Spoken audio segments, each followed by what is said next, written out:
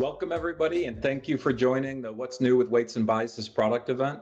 My name is Phil Gerbacki. I lead the product team here at Weights and Biases, and I'm super excited to showcase all of the latest and greatest innovation that our R&D team has delivered these past few months. We've been working tirelessly to make our product the best possible product for our users. The first thing I want to do, I want to get started maybe with a little bit of engagement from the audience. So can everybody share in the chat your favorite ML framework, large language model, or generative model? What are you all using most recently? What's everybody using? What are the latest and greatest technologies that you've been adopting and taking advantage of? Just type in the chat your favorite or most interesting ML technology so we can all get a sense of what's being used out there in the market. I should also mention that throughout the day, ask questions along the way.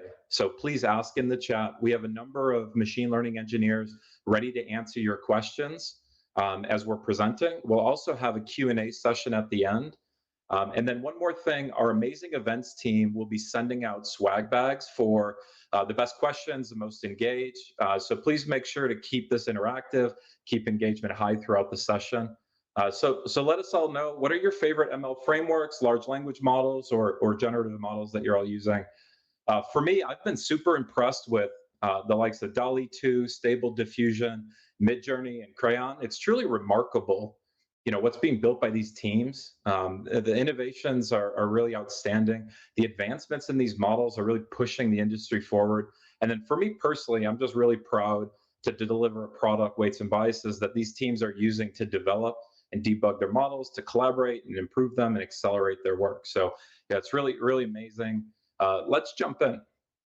So the first thing I would like to do is introduce this all-star lineup. So it's my pleasure to introduce all of the speakers and presenters today. First up, Carrie's going to walk us through the latest and greatest models capability. So using Weights and Biases to serve your entire end-to-end model lifecycle management needs. Next, Igor is going to demonstrate a brand new capability, Launch, the ultimate tool for ML workload orchestration. Stacy is going to highlight and demonstrate a number of fantastic improvements, including 3D bounding boxes, time series support, and a fully customizable profile page that you can publicly showcase all of your machine learning work. And then finally, Seth is going to highlight how the largest companies in the world with the most sensitive and strict data governance and security policies take advantage of Weights and Biases enterprise-grade platform. So with that, one thing that I'd like to talk about is how we're thinking about our vision and investment themes. And so if you think about Weights and Biases, really our mission is to build the best tools for ML developers and really to create a developer-first MLOps platform that serves the enterprise. And we're achieving this by focusing on three key areas. The first is a constant and consistent investment in user feedback and making sure we're building the best possible product for our community of users. And we're actioning on this feedback. Many of the innovations that you're going to see today have come right from your suggestions and based on your feedback when using the product. The second is expanding our platform to cover more of the most pressing pain points that you are experiencing and that our users experience across the entire machine learning lifecycle and workflow. And the third is our investment in an enterprise-grade platform to make sure that you can use Weights and Biases no matter where you work. And so it's my pleasure to now pass it over to Carrie, who's going to walk us through models. So Carrie, over to you. Thanks for that great introduction, Phil. So on the WMB platform outline, you can see here we've got modular tools from having data sets that you're pre-processing and preparing through experiment tracking for developing new models, all the way to plans to build tools for managing models that are in production and governance on that end. And so what this more complete picture gives us is a set of modular tools that can solve pain points across the ML lifecycle. And so within this vision, today I'm going to highlight the model management component. And this is our key focus right now for improving the way people can manage the models that they're already logging to us, make it easier to coordinate and collaborate centrally, and ultimately have an automation cycle where you can automatically retrain a model when you have new data, or you can automatically evaluate and test a model once you have a new good candidate that you might want to replace the current model that's in production with. So what are the key pain points that we're hearing? Well, when we're talking to customers, a key theme of collaboration reproducibility consistently comes up.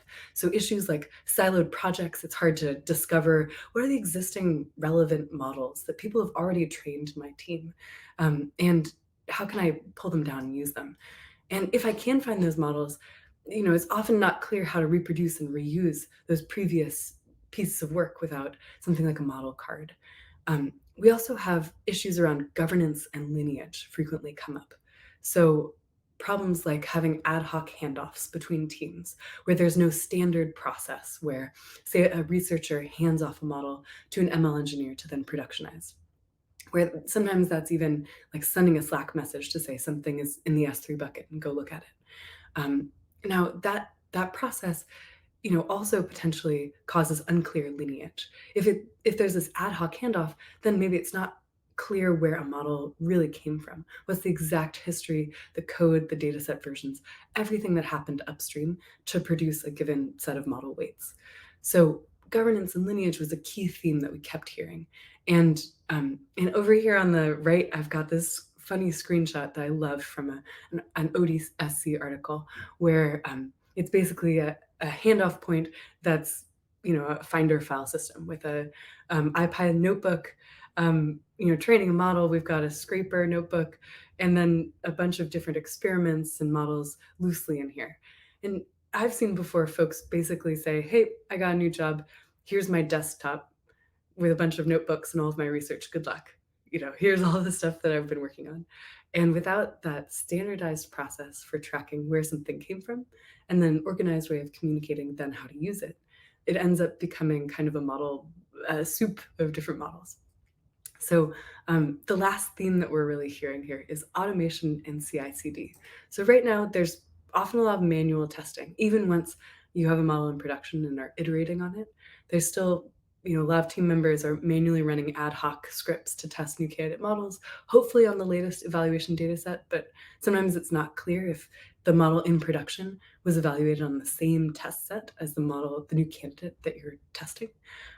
So issues there around kind of the manual process of testing. And then ad hoc retraining. So it's often slow to retrain a model on the latest data, especially if there isn't this automated system to test and deploy. So what are our solutions? How do we make this process better? Well, in working on W&B models, we're focusing on collaboration reproducibility first. So having a central model repository, like this little snippet here that you see on the right. And that's the live demo that I'll get into in a moment. So having all of the things that you're logging in one central place. Also communicating centrally with model cards and metadata. So having that context of the exact learning rate that you used when you train the model, or the exact git commit and the diff patch, any of the details that you need to reproduce where that model came from, we try to capture that automatically and make it easy to access from this central page. For governance and lineage, we're making it easier to have this standardized tracked lifecycle. So adding a couple of lines to your different scripts in your pipeline means that you get to track exactly when a model moved between different stages. And we also capture when you move a model between staging and production and who signed off on that. We're also capturing this complete traceable history. So if you think about, a tweak to a pre-processing step could actually ultimately really affect the, accuracy of the model downstream, then capturing the changes upstream to that pre-processing step is also really critical to making this entire process traceable. And so with WMB and those couple lines of code tracking upstream, you can capture that complete history. And I'll show you what that history looks like in the UI here in a moment. And then third, that automation and CI/CD piece. We're allowing you to have this comprehensive model evaluation and it happen in a central place. So you can automatically evaluate models that are good candidates for the registry. And my colleague Igor will touch on more of this automation for eval and retraining in his section right after this. So now I'll get into a live demo and talk specifically about the collaboration reproducibility, having that single pane of glass for all of your model development, and then governance and lineage, so how you can keep track of when people move things between different stages. So here in my next tab, this is what the model registry looks like. What you're seeing here on the right-hand side in this sidebar are different registered models. So these are different tasks, like detecting a stoplight or a model for mapping. In this case, we're looking at nature classification. And here we can see each different version of the model that's been added in here. So how this works is different researchers are iterating on this problem. They've got maybe dozens and dozens of model checkpoints in different projects. But when they have a good candidate, they can link it in here and it'll show up here in this table. So a new candidate is added to the registered model. And once it's linked, I can then dive into any of these individual models and see more details. Now here, my colleague has actually filled in this really clear model card.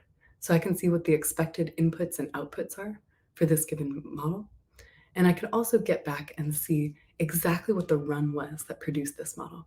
So if I want to see things like what were the training curves or what were the layers of the model that you were training, I can see exactly that. I can also get back to the exact version of the code. I can see when it was trained. I can see the Python version, the configs, so any hyperparameters. All of that is accessible just with one click from the model registry. Now I can also see a summary of the metadata here, right on the metadata tab. So I can look at those hyperparameters.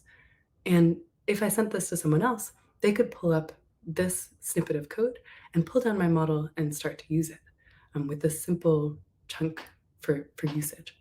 Now, for files, you can save anything into a model. We aren't going to restrict what you're allowed to save into this versioned folder of data. So you could imagine having your H5 file in here, but you could also imagine having additional files that are maybe helper scripts that someone who's using the model might need. So we try to be flexible and agnostic in this regard, so you can decide how you're managing the model that you've saved here. And then lineage, this is the exciting part that I was really looking forward to getting to. So we're looking right now at a model artifact that was saved to WMB and then linked into this registered model. Now, where did it come from? I can step one step back in the DAG and see, okay, that's the run that we already opened. If I open that again, you'll recognize this is that same run that we were just looking at for Keras model training. Now, what did that run use? I can open that up, and that's the training data that was pulled in to train on.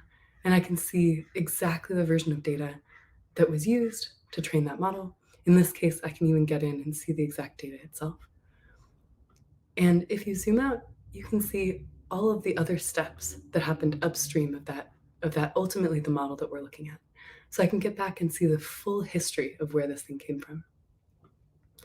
Now, inside this specific registered model, we also have different stages, right? So we have production, we have latest, and you saw that here in the versions table. So how do I identify who moved this model into production? Well, here in the action history, you can see it was me 15 minutes ago. I added the alias production. So I moved this version of the model into this state. And now if I wanted to add a new model in here, I could also track that on this page. So let's try that now. Let's imagine we have a project that we're working on, like, for example, this model registry end-to-end demo project. And here you'll recognize this project page if you're tracking experiments with WMB. So here on the left side, we've got runs that are tracking different training jobs, different instances of training a model. And we've got two different runs, green and purple. And it looks like over here on the accuracy chart, green at the end of training is performing just slightly more poorly than purple. So I'm going to click into this run here and see, okay, it looks great. I can look at any of the files, the model architecture, and I can pull up the artifacts and see the models that it produced. And I know that that last step is the one that I want to use to then link into the registry. So I'll go back to my all versions table. We can see that, okay, latest was version 5 just now. And here I can then pick this latest artifact and pull it in and link it. And apologies for my internet. It looks like that's taking a moment. So ultimately, what the model registry is providing us here is a way to capture across the different projects that you're working on, this central list of the best, most useful versions of models. And what that will give us is an organized view that anyone else, even if they haven't been involved in the process of model training and development, they'll be able to come in and identify, here's the model that's in production, here's the new candidate, and this is what I need to know about it in that overview, in that model card. And so what that's giving us is that communication, collaboration in the central hub, and then that ability to trace exactly what's happening, both from the metadata and the lineage that we touched on, and that action history of every step of things that have changed. And so ultimately, what this tool is about is giving you that central place to discuss models as a team and to hand off models between different stages of your pipeline. So now we've talked about those core collaboration and governance pieces. Next up is automation and CI/CD. And this is a really exciting next step. How do we take those actions that you saw in the model registry and move models through that life cycle? So that's, for example, I have a new model that is in production, and now we've got fresh data coming in from the field. How do I retrain that model on the latest data and trigger that automatically when data is available? Or automatically testing the latest candidate model. So say a new model is linked in there to the registry. How do you automatically kick off like a test suite? Or now that model's passed all of these tests, it's looking good. How do we deploy that model to production? So I'll hand it off to Igor now to talk more about automation and CI/CD. Thanks for the introduction. So I'm happy to talk about our launch product line. Weights and Biases has always had the vision to integrate well with your existing infrastructure, and launch actually gets its name for being able to launch jobs into that infrastructure. In terms of the goals of the product line, Weights and Biases cares deeply about reproducibility, and so we want to make sure we're compatible with containerized workflows and work well with tools such as Docker and Kubernetes. We want to connect the ML practitioner to compute. So envision you have a hyperparameter tuning job that you want to run. You can then simply send that to a cluster, parallelize the work, and have the job complete much faster. And we want to make sure we abstract away the complexity of actually using that infrastructure and making sure that it's used and getting an ROI by having one central UI within Weights and Biases that you can launch jobs from. It's a UI that you're already familiar with your other tasks. And this notion of building a bridge between the ML practitioner in your organization to other personas, such as the ML ops engineer, and working with your IT team. We know that the practitioner really wants to focus on building models, running experiments. They don't necessarily want to deal with configuration files, Helm charts, and all the specifics around Kubernetes. So having a seamless way to connect to the infrastructure. So this is a visual representation of the workflow. So an ML practitioner may have a piece of local code that they're iterating on, and allowing them to then easily connect to a cluster, get access to more resources, and really power up their workflow. So let's actually dive into a demo and being able to create and launch a job through the Weights and Biases UI. Weights and Biases is flexible, so there's actually a variety of ways that we can create a job. You can run some samples code, have one line that corresponds to Weights and Biases. You can launch a job via a Docker image. Weights and Biases accepts a Git shot or a Git URL, or you can launch a job directly within the user interface. And I'll show you how to do that as well. So if we go to Weights and Biases UI, you'll see a new tab here that appears that's called Launch. And this is a job queue that now anybody within your organizations can send jobs to execute. Now, there's a one-time setup that's required to connect Weights and Biases launch to your infrastructure. In this case, my ML ops team has already made that connection, and this queue can then be subsequently reused by anybody within the organization. Now, let me show you how to create a job via both code and the UI. So let's start with code. So this is a simple training script that I have that's training a model on the fashion MNIST data set, detecting the type of clothing. I'm using Weights and Biases to log some of the loss metrics, as well as some of the sample training images from the training data set. Now, with this one line of code, Weights and Biases will automatically capture all the information that's needed to reproduce this job. and I'll show you that within the UI. I'm also passing in some configuration parameters into the model. With weights and biases launched, we'll actually expose these via the UI, and these will be knobs that you can tune and be able to launch new experiments from. So let's run this piece of code. And if I copy and paste this, you can see that the job is now executing. All the results are now being streamed in real time into the UI. Now notice, weights and biases, again, automatically going to capture that the hardware the job is running on. They get information. We capture the code that the job is running on.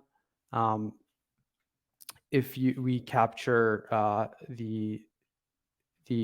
all of the requirements and dependencies.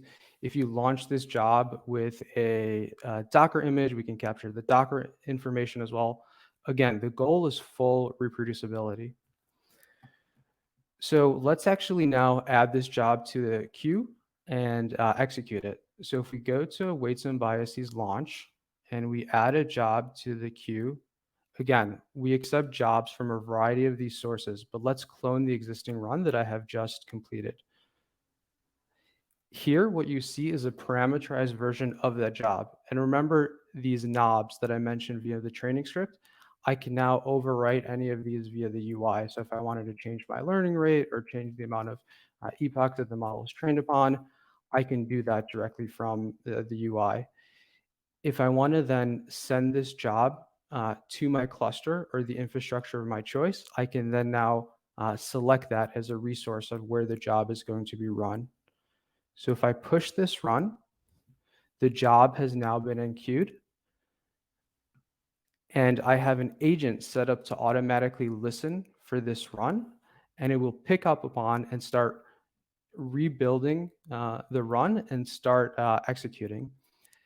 And notice everything I'm doing, I have a sample piece of training code. I'm just clicking buttons via the UI. I don't necessarily need to deal with YAML files.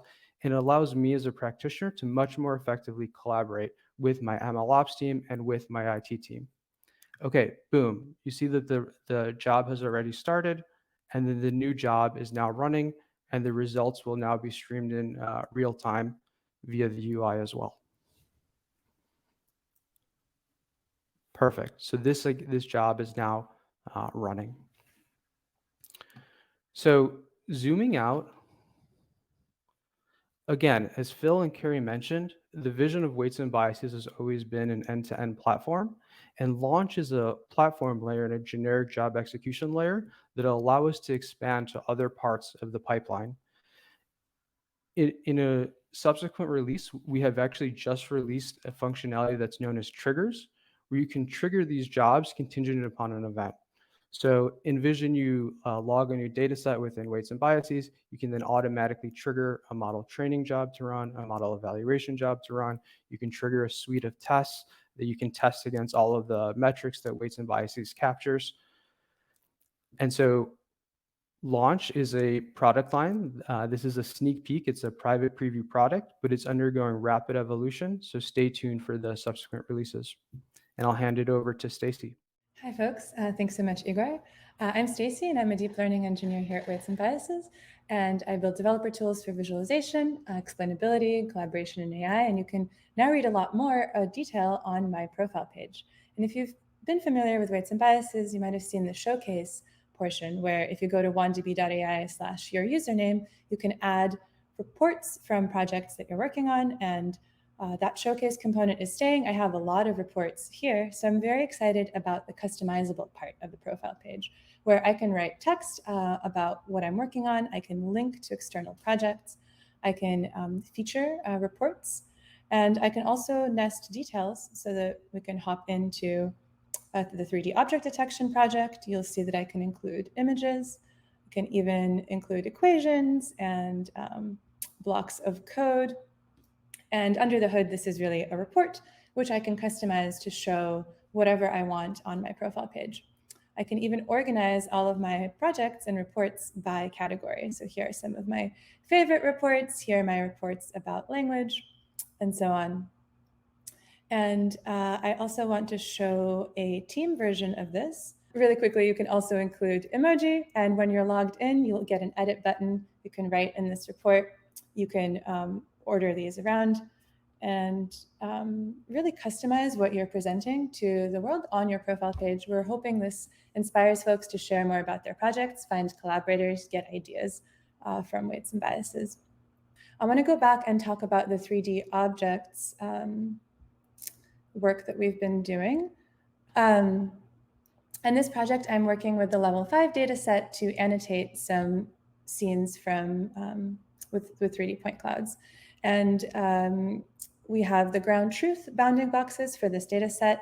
They'll show up in green, and some predictions from my very simple model. They'll be in yellow if it's a close match, and in red if it's a guess. So you'll see that there's a bunch of guesses, which are actually trees, and I can customize the exact numerical score here. We're adding filtering by the labels soon. You might get multiple candidate boxes, and hopefully you're getting some idea of just how detailed all of this annotation can be. I have the syntax documented here. You can set the label to any text and color and then the numerical score. And we're actively working on adding multiple camera viewpoints and working with sequences of scenes. And if your team is working on 3D point cloud visualization, we'd love to hear from you on the specific features that would help. Great, and it works to switch tabs now. I'd like to go into a different project, and thanks for bearing with me here, on time series. So we've been working on support for time series and really enabling you to log not just the bar charts and scatter plots and training curves that you're used to, but have a timestamp on the x-axis. So to enable this, I simply log a table, and I can have a timestamp column and one or more metrics columns here. And then to visualize this data as multiple series, I can select a combined plot instead of a table. On the x dimension, I'll have the timestamp, and I add .to timestamp to convert it to a human readable format. On the y dimension here, I have temperature in degrees Celsius, and this project is using a data set of climate measurements, which include temperature, atmospheric pressure, humidity, and so on. And once I configure that, I can have the real time from the validation data, and the observed actual values, the ground truth, are they're shown in black here, and then all of my model's predictions are the colorful ones. And of course, this is a lot of lines, so I'll walk through that in a bit more detail in a second. But just to show you how simple the syntax is, I can call wandb.log and pass in a data frame to the table, or I can explicitly list the columns that I'd like to show. So looking in more detail, here I have just two variants. I have the observed values, the ground truth in black, and then the baseline model, which is rule-based. It just repeats the previous observation in light orange. And I can toggle some of my other models that I've trained and see, okay, how does the linear model perform? Okay, and here the red value is a little bit closer on these metrics. Maybe it's a little hard to tell. Maybe I want to look at my category of small 2-layer models, and you can see that for these 3 different components of pressure, maybe they're getting closer. And of course, you might want to do some grouping to evaluate how those models are performing. And hopefully this gives you a sense of the detailed visualization that you can do. If the colors and line styles are not enough, you can also add points. And here I have a lot more metrics besides temperature and pressure. I have humidity and wind velocity in the X and Y direction. And if I view them all on one chart, it might start to get a little bit busy. So I can go into this configuration here, and I see all of the the column values that I'm plotting in the series. And let's say I want to change this one. I want to make it a point, and let's make it a diamond. And then I'll change this to 500, make them really big, and hit apply. And now you'll see that that series is highlighted, and I can see the difference between some of my models and the ground truth and get really detailed about how this is visualized. Once I have all of this set up, artifacts is a great way to version time slices of my data.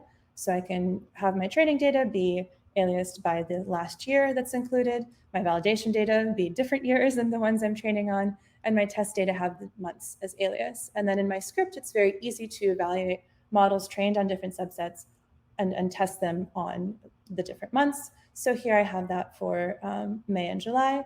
And for June here, I'm showing a derived metric. So I can go into the panel plot configuration and I can actually say, subtract my model predictions from the ground truth, the observed values, and plot that. So here the y=0 line is the actual values. And you can see that my baseline is 0.4 off of the actual value at this point. And then my dense model is doing the best. And I get a really flexible way to dynamically query precisely what I want to know about my models. I can also group these results by that training timestamp, right? As we add more data, we get better performance. I can specifically look at how much adding training data improves different models. So obviously for the baseline, it's not going to change performance because it's rule-based. For the linear model, adding more data helps. And then for our two variants, maybe it's in the noise here. But this is all very easy to customize with this panel plot configuration where I can set the shape and size of the points based on a field in my data. Lastly, I want to show a sneak preview of where we're going with this, that you can also highlight regions of the chart. So again, you can look at performance here by model type, and my simple model variants are doing pretty similarly. But hopefully this gives you a preview of how flexible this time series support will be. And again, we'd love to hear from you on which features you would find most useful. You can also now share these profile links. And this is an early preview, but we'll be getting this out very soon. And thanks so much for your time. Awesome. Thanks, Stacy. It's really exciting to see our product investments come to life. Next up, I'm thrilled to dive into powerful new enterprise capabilities for WMB. And first up, I want to highlight that we've recently refactored our approach to tracking distributed training jobs within our Python SDK.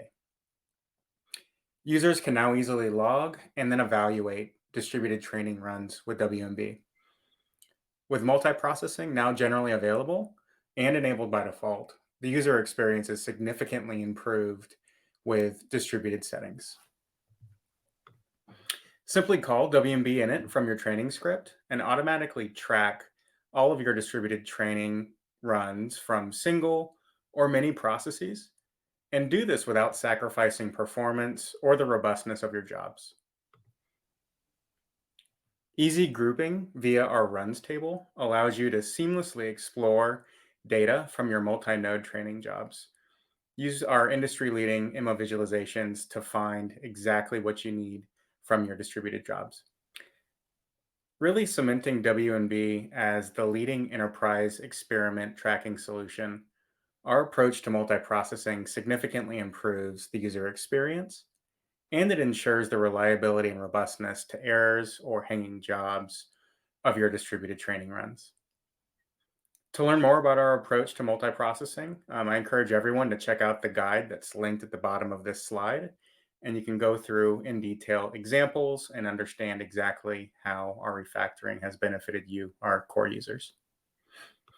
I'm also really excited to announce WMB Dedicated Cloud for Azure. The WMB Dedicated Cloud provides a secure and flexible managed private cloud environment, enabling enterprise MLOps at scale. And with this release, we've added support from Microsoft Azure. So now our dedicated cloud supports all three major cloud providers, Azure, GCP, and AWS. Just as a reminder, we offer several deployment options for the WMB platform. You can deploy on bare metal servers in your on-premise data centers, configure a customer-managed production deployment on your own private cloud. We offer secure access via the multi-tenant public cloud as software as a service.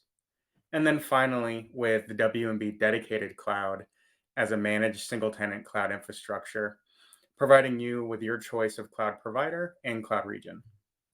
With the WMB Dedicated Cloud, we offer the infrastructure management, and we're responsible for the platform performance. while giving you, the users, full control over your data with our secure storage connector. And this secure storage connector enables you to connect and manage your own secure object storage.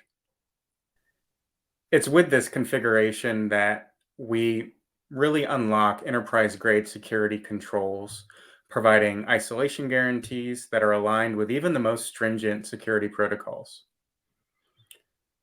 While we provide you the guarantees of ensuring uptime of your mission-critical ML infrastructure.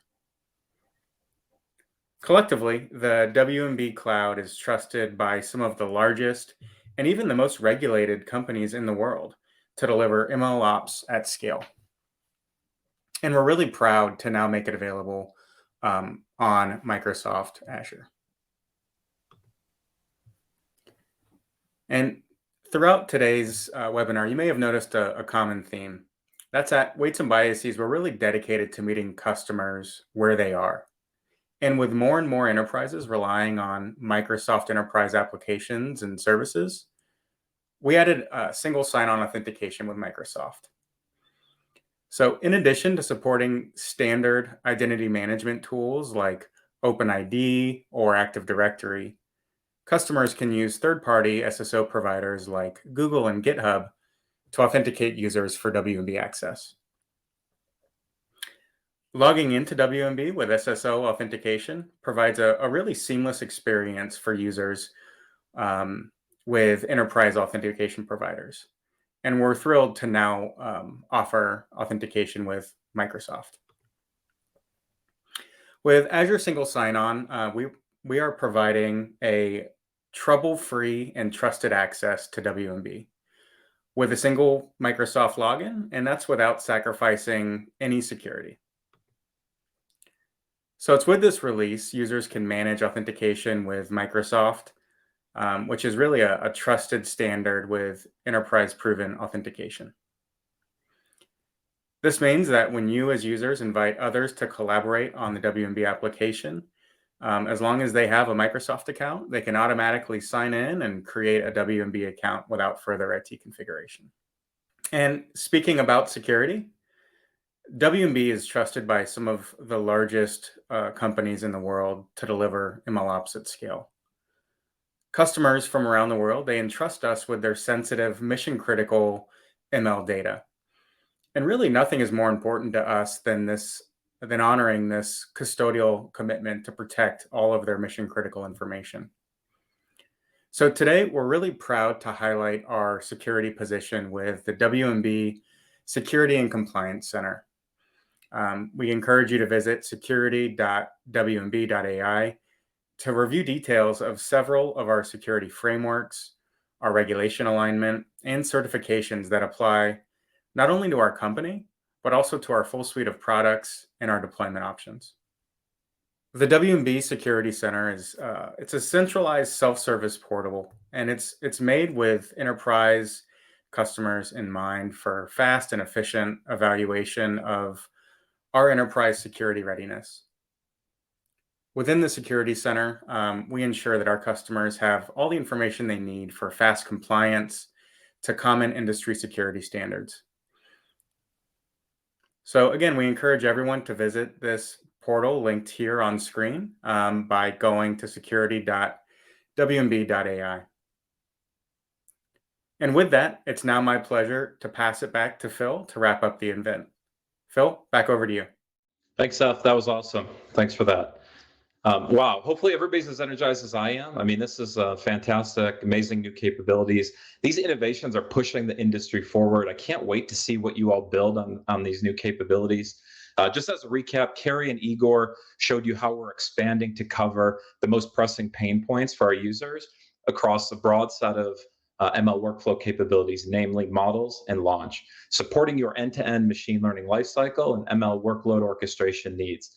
Stacy showcased the latest innovations for our users, and Seth highlighted how our users with the most strict security requirements are taking advantage of weights and biases. If you want to learn more, go deeper into each of these different areas, you can check out wandb.me/October 18. So that's the details on the event. We have a bunch of documentation I'm going to take a moment now to highlight a couple of things from Stacy's demonstration that we believe are really important. So the first thing I just want to touch on is time series. So when working with time series data, our users are building models to answer the question, what will happen in the future? Whether a self-driving car is predicting a future movement of an obstacle, or a CFO is forecasting sales for the second half of the year. And we believe that our users need the power to optimize the accuracy of their time series models. They need the ability to quickly backtest performance and compare with baseline model performance, and ultimately visualize the results exactly the way they want. So these time series improvements were specifically designed to support our users as they build the best possible time series forecasting models. 3D bounding boxes. So we continue to expand first-class support for machine learning media types. And we're doing that today by enhancing 3D object and point cloud logging. So users can log 3D objects, LiDAR point clouds, have 3D bounding box annotations, prediction scores, and camera viewpoints to easily render in weights and biases and explore your media data interactively. And the last thing I want to highlight is customizable profile pages. So as we saw during Stacy's demonstration, profile pages are a point of pride amongst our practitioners and teams. These pages show how users can showcase their work and share their machine learning knowledge, demonstrate credibility in the industry with the world's top ML practitioners and researchers. And you can think of this as like a GitHub profile for code. The new profiles allow users to control which information is publicly available, customize which projects are showcased, and this new capability allows you to build an ML portfolio that you're proud to share and really ignite ideas throughout the ML community. So I really can't wait to see what everybody builds and what you showcase on your profile pages and what you publish out in the open. So with that, we're going to transition over to question and answer. So that wraps up kind of the formal presentation and content. We're going to bring everybody on stage here to answer your questions. So if you have questions, put them in the chat. I'm going to make sure all the questions are routed to the right person here. And then I want to mention again, our amazing events team will be sending out swag bags for the best questions, most engaged. So please make sure to keep this interactive and keep the engagement high. So please put all your questions in the chat, and we're going to bring everybody, all the presenters on stage here to answer the questions. So hang tight for a second, and we'll start Q&A here shortly. Welcome, everybody. Time for Q&A. Is everybody ready? All right. So first question, let's see. So first question, this one looks like it's for Carrie from Chris. And so Chris had asked, how do we track the performance across multiple entities in the lineage? And so when viewing the lineage, how do you start to track performance across multiple different aspects of a model's lineage? Sure. Yeah, great question, Chris. So it sounds like you're training a model across different specific customers' data, and then have basically a split where you have like the main model that you've pre-trained and you're fine-tuning on each of those customers. And so what I would propose to set that up in the registry is to have a single registered model and then a set of different evaluation jobs that that train and then test the model on those different customer test sets. You could also split that out as separate registered models per customer for each of the tasks that you have. And I think this is a great use case, and actually something that we're discussing with a couple of other customers right now. What's the nicest way to set that up in the UI? So if you're interested in trying this out, actually we'd love to follow up with you after this event to help you test out the model registry for this specific style of use case with split different customer data sets. Awesome. Thanks, Carrie. The next question, I think it's for me. So Vincent asked, when is there going to be a mobile app? And since the last update, the mobile web interface isn't working as performant. So Vincent, what I've heard is that our team already has a bug report and is working on this. And so we're going to fix the performance of mobile in short order for you. Mobile's super important to us. And so, this is something that, we've been investigating and investing in for quite some time, but it's really, really important that we serve your users and you wherever it is that you do your work, whether it's on the go or through mobile application. Maybe just a little interactivity, maybe a show of thumbs up, or type in mobile in the chat. How many folks are using weights and biases on a mobile device or a tablet? maybe just send in the chat like a thumbs up or mobile, and then we can at least get a gauge from the audience on how many people are using this. But from what I can tell, it's something that's super important, or it's an area of active investment for us, and we'll make sure that we clean up that experience for you in short order. Okay, so the next question, this one is from Chris for let's see. I think this one is actually for time series. So how is time computed in the process? This one's for Stacy from Chris. How is time computed in the process? Is there a good guide for how much you normally see, or what is the window in terms of like the time window that you're displaying on the chart? And how do you go about setting up a chart to properly display the amount of time on the x-axis? Yeah, so these are good questions, and there's lots of details here, and we're trying to be maximally flexible about this. So it's up to you to log for each row the time point, and you can take the time series or datetime format from Pandas, you can convert it using the to timestamp functionality on the panel plot, and the number of points that shows up when you first render the charts is the number of rows that you send to the table. And then you can also filter on top of that. So it's really up to the user to configure these things. And then maybe a follow-up question on the same topic for you, Stacy. This one came from Tung Tran. Can we compare different groups of data with the same labels on those time series charts? Different groups of data with the same labels. So I think the equivalent, and I'm thinking out loud here through how to compare it to my project, would be that you, instead of grouping by model type, you would group by the variable of interest for you. And then you would basically take my report, but instead of the large and small and linear model variants, you would have the dimensions of interest for you. Awesome. The next one is for Igor. So Igor, Anisha had asked, what infrastructure targets are we prioritizing for launch? What infrastructure does it work with? Yeah, long term, we want to interoperate with all of the large cloud players. This quarter, we're particularly focused on EKS. We're building out technical enablement, how to run locally in terms of Minikube. Again, high level, think of launch as kind of a connective tissue layer. All of the heavy lifting in terms of the auto scaling and fault tolerance, that's all done on the Kubernetes side. And same thing with whatever infrastructure you choose.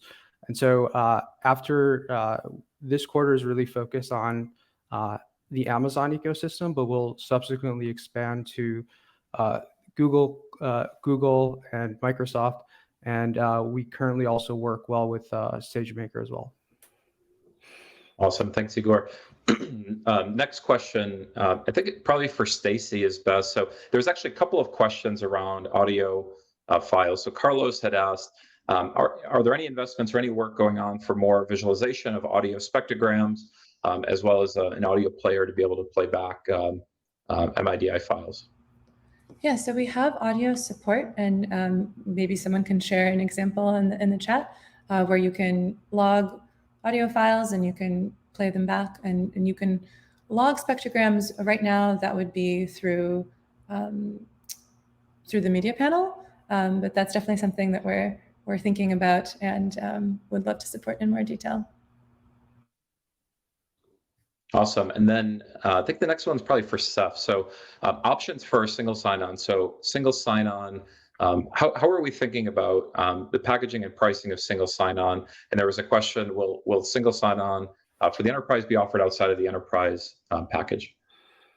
Sure. So for now, we offer provider single sign-on authentication for all users.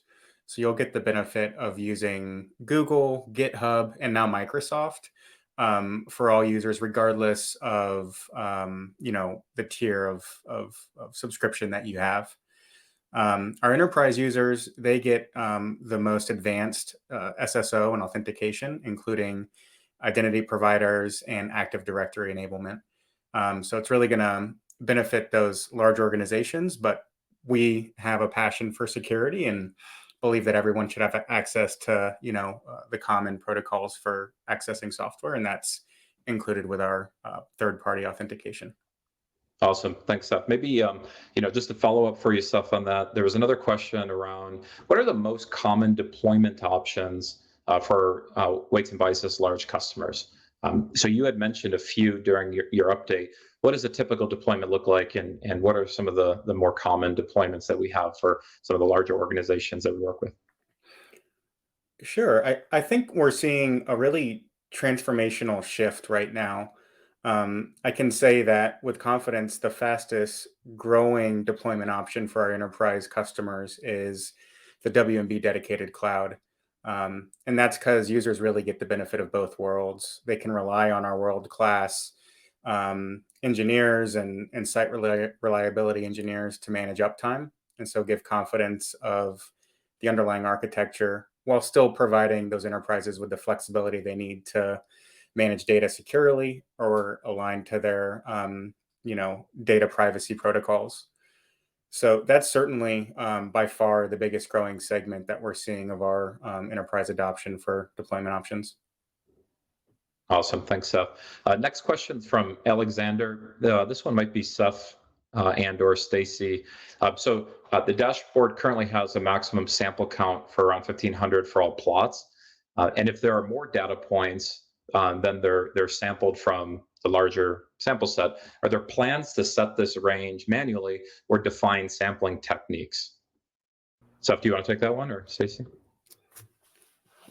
I can take a pass, and then maybe Stacy, you want to provide any additional clarification? So sampling is an interesting one, and it's something that we're focused on while providing, speed and reliability of the platform without augmenting, critical information. So I would suggest that, our sampling protocol is now relying on underlying architecture, like with tables, and ongoing investments in our platform are going to make that more accessible, more scalable, and give more flexibility to customers to define the actual sampling methodology. Whereas right now, we're defining that on the user's behalf. Awesome. And then I'll also just add that it's something that we get asked questions about all the time. So it's something that's like, one of the common items on our backlog, and something that we're looking at adding additional controls for users to have to be able to customize how the sampling techniques and really make sure that it's deterministic. So when you're comparing, one project to the next, it's an apples to apples comparison in terms of deterministic sampling. Okay, so the next question, this one, Alexander. So, hey, thanks everybody. 3D visualization is very useful. When is it planned to actually be released? So when is the 3D bounding boxes capability planned to go live? So Seth or Stacy on that one? Yeah, Stacey, I can take this one. So we release updates to our Python SDK monthly, and the full capabilities that Stacy highlighted today will be included in our next release, which is the first week of November. So users will have access to all of the capabilities that Stacy provided in her report, and encourage everyone to check out that report as well, with ongoing investments going throughout the quarter. And then next one for Igor. So this one comes from Aubrey. So to clarify, what is the current state of beta in terms of customer access and user access today? And then what are the plans for that over the coming months and quarters? Yeah, we're working with a select group of customers that if you're a if you're a good fit, then we'll grant you early access to this functionality. And then we want to make sure that we're going to build a tool that I can actually solve your use case. And then you enlist essentially as a design partner. And so we set up a cadence where we work frequently with you to iterate upon your feedback. So if you think you're interested in the launch functionality, I would connect to your account team, and we can connect offline on a conversation to see if it's a good fit. Awesome. So I think with that's all the time we have today for questions. So that's a wrap for today. Thanks everybody for joining. Thank you for your engagement, participation. Swag bags will be sent out. Please follow up on the link. So weights.me/October 18. You can get all the details. You can also contact us for any additional questions. So thank you for joining today's product event. Thanks for all the questions and interactivity. Check out all the content. And I really, really can't wait to see what you all build with Weights and Biases. So have a great rest of your day.